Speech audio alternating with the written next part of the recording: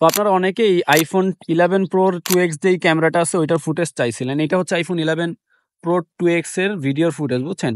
মানে এখানে একটা জিনিস লক্ষ্য করেন, এই যে আমার সাবজেক্ট এটা দেখতেছেন, ওর পেছনে কিন্তু মোটেও ব্লার হচ্ছে না। কারণ iPhone 11 Pro তে সিনেমাটিক যেই অপশন ওইটা নেই। ওটা নিতে হলে আপনার 13 এ যেতে হবে।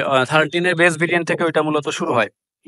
এটা মূলত আপনারা যারা কনটেন্ট তৈরি করতে চান, এখানে একটা জিনিস দেখেন, আপনারা এখন 2x আছেন, আমি একটু 1x এ যাই। 1x এ গেলাম। এখন 1x এ দেখেন আপনি সাবজেক্টটা কেমন একটু লাগতেছে না? মানে অন্যরকম আনন্যাচারাল টাইপের লাগতেছে। ঠিক আছে?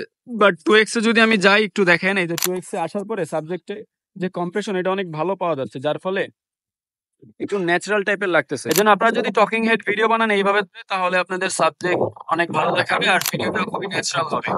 আর এই তো আরকি। আপনারা অনেকে ভাবছিলেন যে এটা দিয়ে সিনেমেটিক ভিডিও করা যায় কিনা? না, আসলে সিনেমেটিক ভিডিও করতে হলে আপনার 13 এ যেতে হবে। এছাড়া এটা দিয়ে আপনারা খুবই দুর্দান্ত ভিডিও করতে পারবেন। ধরেন যে আল্ট্রা ওয়াইড এর যে লেন্সটা আপনারা তো দেখলেনই। তারপর সে মেইন লেন্স, এই সবগুলা লেন্স দিয়ে প্রপার ভিডিও করতে পারবেন।